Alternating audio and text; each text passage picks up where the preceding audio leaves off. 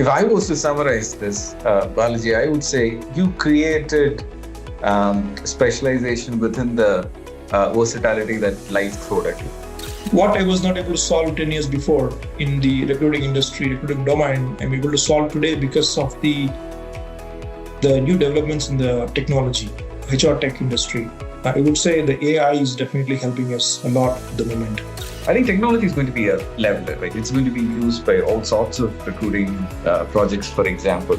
And I believe that that's going to be the way that recruiters will also evolve. For you to be a successful recruiter, you have to do something which you love, to work, right? It challenges you constantly. It gives you constant learning opportunities. This kind of summarizes why this topic is relevant, right? The recruiter's dilemma in terms of career. Do they have to be a versatile sort of a recruiter or more specialized? I think nobody better than you to talk about it, given the length and breadth of what you've done in recruiting. Thank you so much for joining it.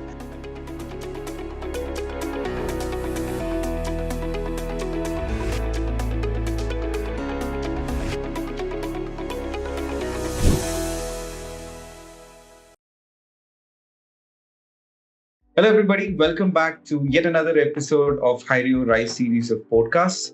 So today, we've got a very, very different approach in our podcast today. I've got a guest who's been a recruiter, has grown up in the ranks, has done recruiting across the globe in different roles and responsibilities. And we're going to talk about this in a slightly different way. We're going to look at it from a practitioner's view. If you were to look at recruiting as a career, what options do you have? Do you become a very versatile recruiter who can manage multiple things? Or do you become super specialized on areas? And how does this, as a career, pan out for folks who are trying to be recruiters in today's context? So I've got a wonderful speaker and a podcast guest today with me, Balaji. Balaji, a pleasure to have you. And to introduce Balaji, he currently holds the Global Head of Talent Acquisition for Creative Synergies Group based out of Bangalore. In his past career spanning over 2 decades, he has worked with organizations like Global Edge, Happiest Minds, Maverick Systems. Thank you so much, Balaji, for finding time and joining us on this podcast series. Thank you so much. Thanks. Thank you for choosing me to be part of this call today. And would love to have you quickly introduce yourself as well, Balaji. I gave a very professional summary, but I know there's more to you. Yeah, already covered whatever I want to say, actually speaking. All right, so I have 2 decades of recruiting career. Presently, I head the recruiting function at the global level at Creative Synergies Group. And Creative Synergies Group is a highly specialized engineering services company with that focus on manufacturing, automotive, plant engineering, oil and gas. These are some of the industries that we focus on. And prior to that, I had a small stint with Maverick. Prior to that, I was with Happiest Minds. I was the number 1 recruiter, first recruiter who happened to join there.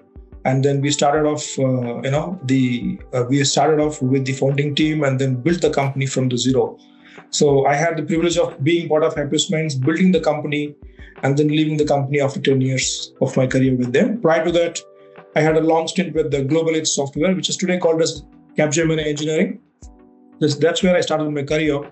So I've got a vast experience of working in multiple industries, technologies, varied roles of varied experience.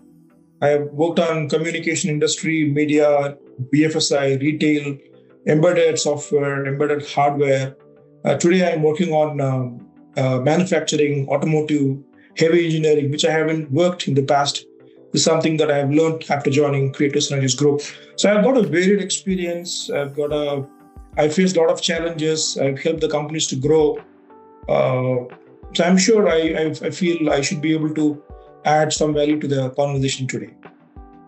Oh, absolutely. A pleasure to have you today. And this kind of summarizes why this topic is relevant, right? The recruiter's dilemma in terms of career. Do they have to be a versatile sort of a recruiter or more specialized? I think nobody better than you to talk about it, given the length and breadth of what you've done in recruiting. Thank you so much for joining it.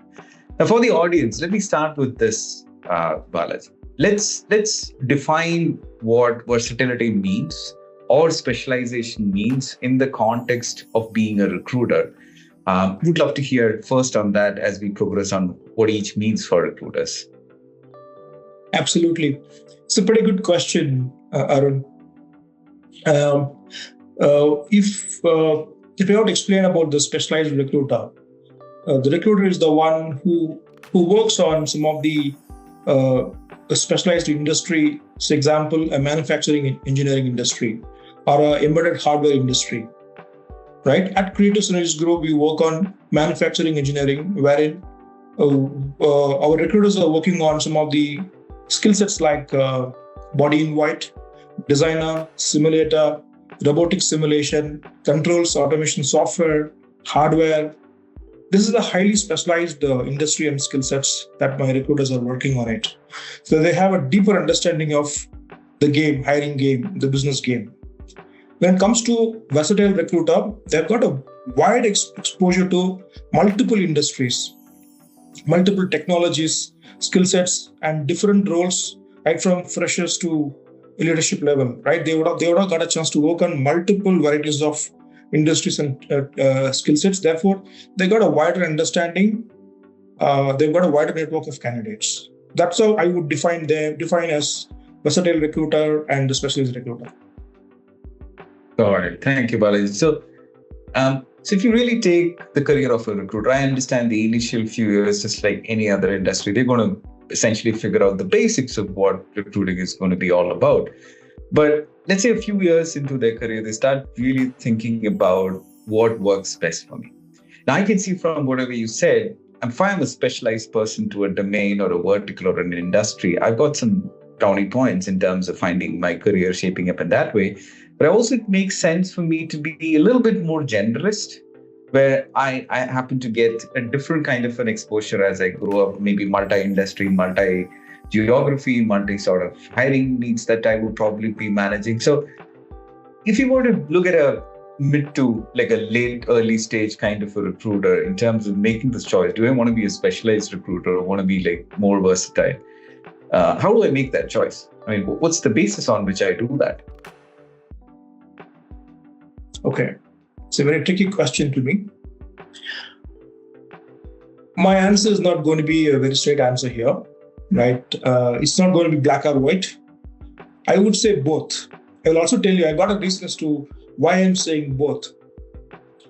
We got to understand the plus points and the setbacks, right, of being a versatile recruiter or a specialist recruiter. We will discuss one by one here. For a versatile recruiter, since you have got a wide exposure to the various industries, as I explained to you, there are multiple industries. You've got a wide exposure to multiple industries, tech stacks, skill-based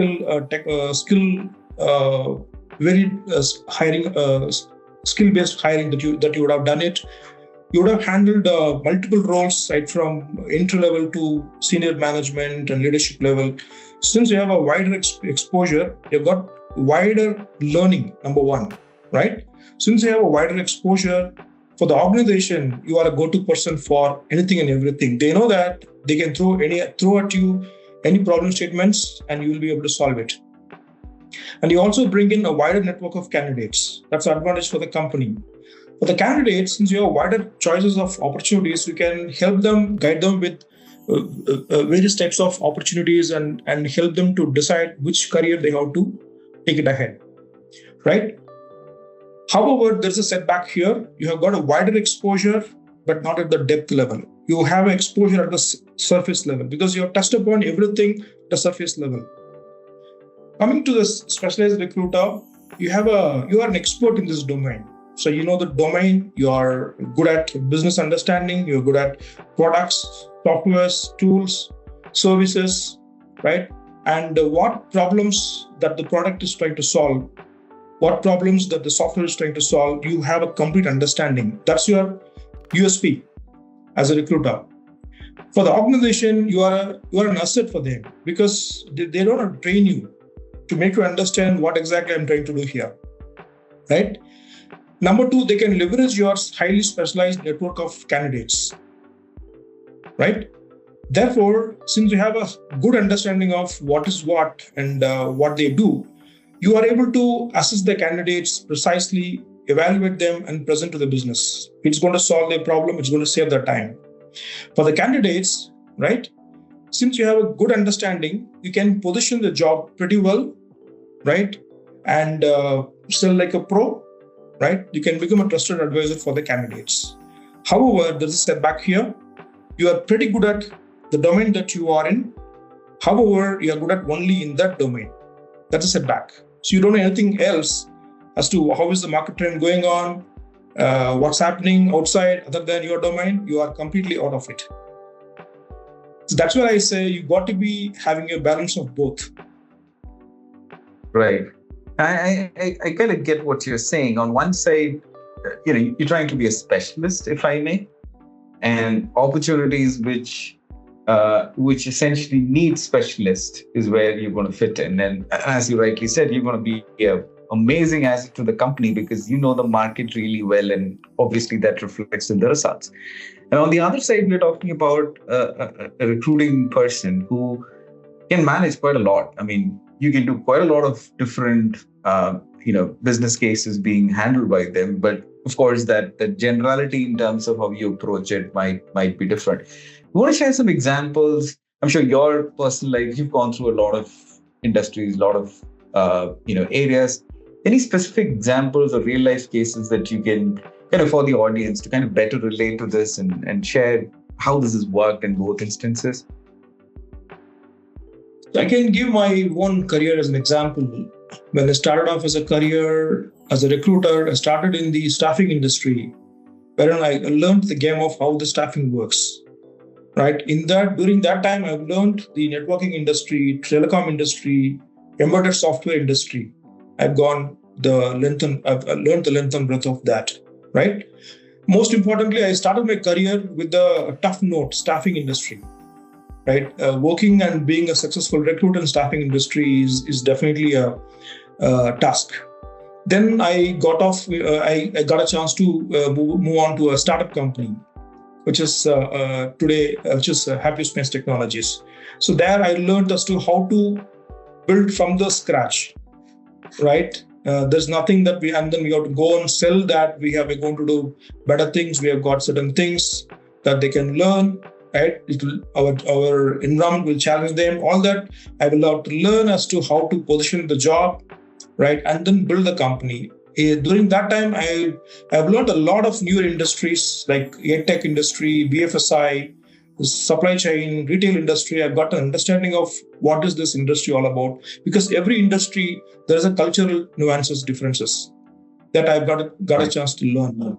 And a lot of newer technology areas that I have learned right from open source, right? Java, open source technologies, Microsoft technologies, mobile application technologies, then IoT, testing, automation testing, I would say I've got a very good exposure to wide varieties of technologies during my stint with Happiest Minds.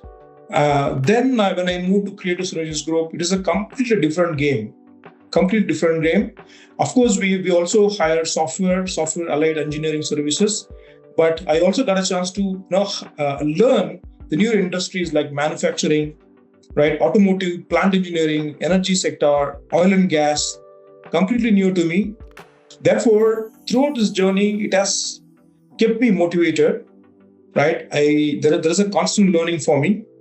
And of course, sometimes it has put me in a corner wherein I have to solve some of the problems that I have never faced before. I have to think, I have to generate new ideas, innovative ideas.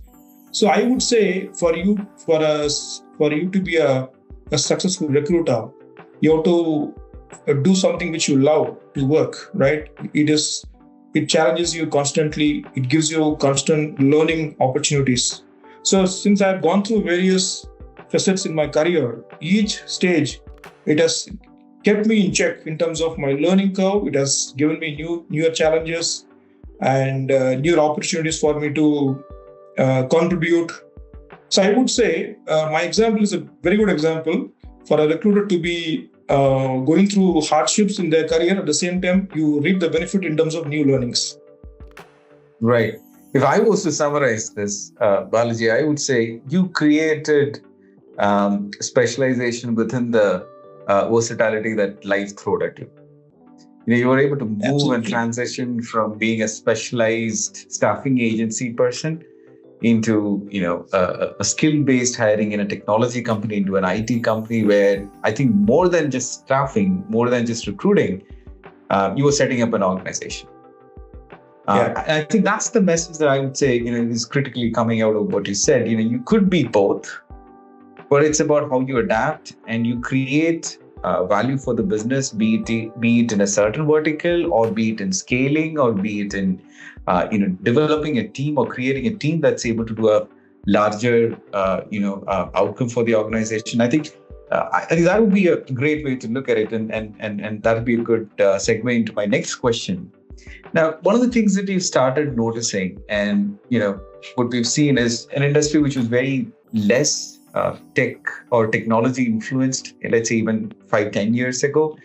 Today, we see a lot of technology, especially artificial intelligence, generative AI, forms of AI coming in, and different forms of algorithmic processes being built into technology, into recruiting per se, right? So, for the young recruiters who are making their mark in their recruiting world, what do you think is the impact of this, and how is this going to evolve as per your learning in the last many years?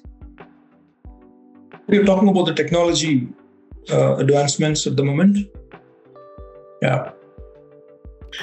What I was not able to solve 10 years before in the recruiting industry, recruiting domain, I'm able to solve today because of the new developments in the technology, HR tech industry. I would say the AI is definitely helping us a lot at the moment. There are many use cases and problem statements that were unsolved before are getting solved one by one, but in a rapid pace at the moment. If you adopt and leverage AI technology, you can change the game. There are many use cases in the recruiting lifecycle, right from automating the job description creation to automating the interview assessment process, making the candidate experience better throughout the life cycle. Right? There are many more. These are some of the key use cases which we never used to. We were not able to solve the problem. Right? Today we are able to solve the problem by leveraging AI technology. It also provides a very, very robust dashboards reporting system in such a way that we are able to predict in advance as to what is the candidate's quality, right? Interview to selection rate, what it may be, right? Is that going to impact our talent pipeline needs? And it can also give us the predictive analytics on offer to joining rate, especially, which is a very, very critical piece to be solved by any recruiting function. And in fact, we have solved, by leveraging AI technology, we have solved this particular use case, which is offer to joining conversion predictability in our organization. So there are many more. As I said, if you leverage the AI technology at the right place at the right time, you can change the game. I'm sure about it. Right. I agree with you, because it's very inspiring to hear as well, because as Hyreo, our focus has been to help organizations of different sizes leverage AI more in different processes, different stages of recruiting, as we might call it. And we've seen some tremendous improvement even with legacy tools being transformed really quickly with AI. And a lot of the use cases that you said are spot on in terms of quick wins and how technology can really shape this. And I'm tempted to ask this because now you're talking about technology. We looked at how a recruiter's career could be, in different ways, versatile, specialized. Spoke about that. I think technology is going to be a leveler, right? It's going to be used by all sorts of recruiting projects, for example. And I believe that that's going to be the way that recruiters will also evolve. Having said that, if you were to give an advice to a budding recruiter turning pro, And I know, we spoke about a lot of those generic pointers that you also went through in your career. Getting the opportunity definitely is there. But if you were to tell them your, quick few words of wisdom to recruiters to establish themselves, mostly as a trusted partner for businesses, what would that, top 3 or top 5 areas that you would recommend? All right. I would say a recruiter should aim to become a pro recruiter, because pro recruiter is the one who can solve any problems that is thrown at us. Right? I would consider myself as a pro recruiter. You throw anything at me, I will solve that. And I've got this confidence as I have faced multiple facets of hiring challenges, right? And I constantly focused on fundamentals of recruiting, the basics of recruiting. So since you're asking me to advise my fellow fraternities in the recruiting industry, I would say there are a couple of things. The number one is that have a fine balance between being a versatile as well as specialized recruiting, because it's very important that you blend both together. One is that you are useful for the organization because you're fungible. They will be able to repurpose you wherever it is required. Number two, when you want a job switch, right? You've got a wider choice of employers to choose from. It's an additional tip that I'm giving you. And First,